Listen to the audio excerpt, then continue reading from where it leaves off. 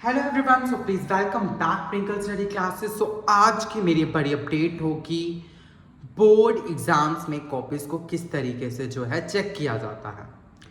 हर students को ये doubt होता है कि बोर्ड एग्जाम्स में जो है नोट आपकी जो बुकलेट्स होती हैं वो कैसे चेक होती हैं।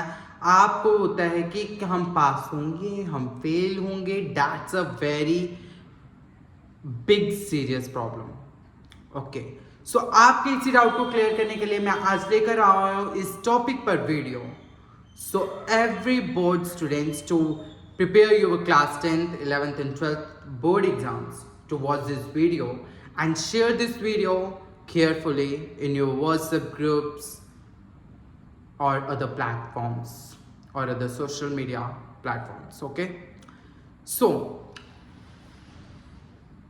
बिना टाइम वेस्ट किए लेट्स स्टार्ट नाउ। सो हम अपने टॉपिक पर आते हैं, बोर्ड कॉपीज एग्जाम में कैसे चेक होते हैं।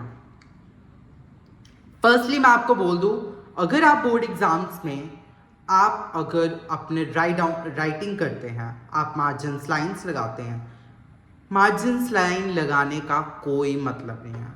आप करते हो कि हमारा क्वेश्चन की लेंथ बन जाए, मार्जिन लगाने का कोई फायदा नहीं है जब आपके तभी भी नंबर कम आ रहे। It's waste your time. आप बना रहे हो उसी में रफ कर रहे हो, डेट्स नॉट, ये इनफ नहीं है। आप रफ कर रहे हो, आप लास्ट पेज में भी कर सकते हो। आप उसमें जो मर्जी लिखो, बोर्ड एग्जाम आपको कुछ नहीं बोलेगा। आप रफली कर सकते हो। और बिग सीरियस, आपको मैंने सीक्वेंस वाइज के लिए बोला था कि सीक्वेंस वाइज पेपर करना बहुत इंपॉर्टेंट होता है। बिकॉज ऑफ अगर आप सीक्वेंस, जैसे कि आप सीक्वेंस वाइज अगर पेपर करते हैं, अगर आपको कोई क्वेश्चन भूल जाता है, आपको उसके स्पेस छोड़ दो और एंड में अगर आपको जो रिमेंबर याद आता है आप उसको लिख दो। बट आप मैक्सिमम यही कोशिश करो कि आप किसी भी क्वेश्चन को जो है छोड़ो ना, और maximum you will try this sequence wise paper. अगर आप करोगे तो एग्जामिनर जो चेक करता है वो आपका पेपर देखकर इंप्रेसिव करेगा। अगर आपका क्वेश्चन नंबर 5 कर रहे हो, फिर 3 कर रहे हो, फिर 9 क्वेश्चन कर रहे हो, फिर 8 कर रहे हो, दिस इज वेरी, क्या हो जाता है, सॉरी फॉर किसी कारण से मुझे वो वीडियो स्टॉप करनी पड़ी।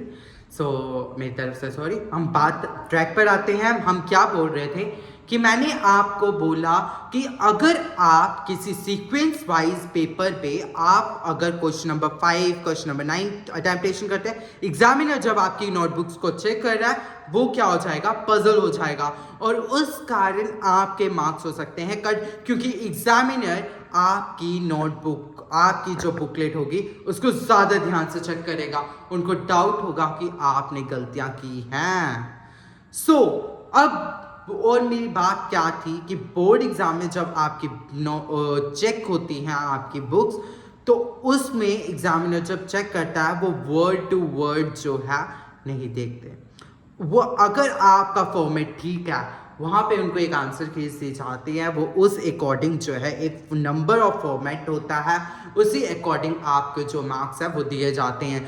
मान लो आपका नोटिस है, अगर आपने उसको बॉक्स के अंदर बनाया है, उसका फॉर्मेट आपने ठीक लिखा है, आपको उसका टाइटल आपने ठीक लिखा है, उसका आपने हेडिंग ठीक लिखी है, तो आपको 4 में से 3 मार्क्स भी मिल सकते हैं, इन केस 2 मार्क्स भी मिल सकते हैं। ये चीज़ है कि अगर आप कोई क्वेश्चन जो है आप मत छोड़ के आइए, हर एक क्वेश्चन कीजिए। हर एक क्वेश्चन का अटेम्प्टेशन मार्क मिलता ही मिलता है। बट आप ये सोच रहे कि हम जो मर्जी कर आए, हेडलाइन ही आपने गलत लिख दी, जो मन में आया हेडिंग ही गलत लिख दी, हेडिंग की जगह आपने गाना लिख दिया, ये इट्स अ जॉब।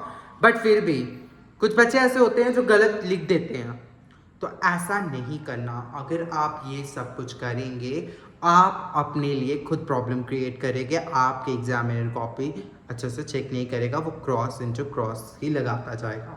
मार्जिन्स लगाने का कोई फायदा नहीं है। बिना मार्जिन्स के भी आपको बहुत अच्छे मार्क्स क्रिएट हो जाएंगे। मैं अपनी बात बोलता हूँ, मैंने बिना मार्जिन्स के पेपर दिए हुए हैं। मैंने आज तक अपनी बुकलेट में जो मेरे एग्जाम्स होते थे, मैंने कभी मार्जिन्स नहीं किए। As it simple. मार्जिन्स करने का कोई फ़ायदा नहीं है। अगर मार्जिन्स करते हो करो, मैं इस बात के लिए नहीं रोकता, आप कर सकते हो, आप मार्जिन्स करो, आपको जैसा ठीक लगता है आप करो, बट आपकी राइटिंग, आपके कीवर्ड्स टू द पॉइंट होने चाहिए। मार्जिन्स कर रहे हो, कीवर्ड्स टू द पॉइंट नहीं है, कोई फ़ायदा नहीं है। एज ए सिंपल मैंने पूरी चीज़ें आपको बता दी हैं कि बोर्ड एग्जामिनर जब आपकी बुकलेट्स को चेक करते हैं वो इतने ध्यान से चेक नहीं करते, उनके पास इतना टाइम नहीं होता कि वो इतने ध्यान से चेक करें। वो कीवर्ड्स को चेक करते हैं, वो कीवर्ड्स को चेक करते हैं। हर एक क्वेश्चन के आपको टेम्पटेशन मार्क मिलेंगे, आपकी हेडिंग कैसे है, आपका लिखने का तरीका कैसे है, आपको हर एक चीज़ के जो है मार्क्स मिलते हैं। आई बात समझ में?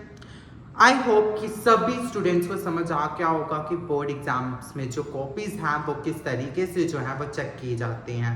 बोर्ड एग्जाम्स आपकी नोटबुक्स को चेक करते हैं, बट स्टिल अगर आप सीक्वेंस वाइज में पेपर नहीं करते तो आप अपने लिए प्रॉब्लम्स क्रिएट कर सकते हैं, आप अच्छे से नहीं कर सकते।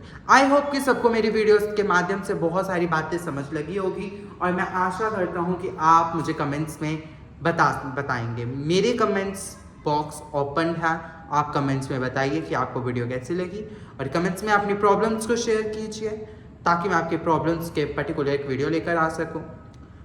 और अगर कोई न्यू सब्सक्राइबर है, मेरी न्यू सब्सक्राइबर अगर कोई आया है मेरी वीडियो को वॉच इट कर रहा है, so please subscribe my channel and bell notification icon को ऑन कर लीजिए ताकि मेरी हर एक वीडियोज़ की नोटिफिकेशन जो है आप बच्चों तक पहुँच सके।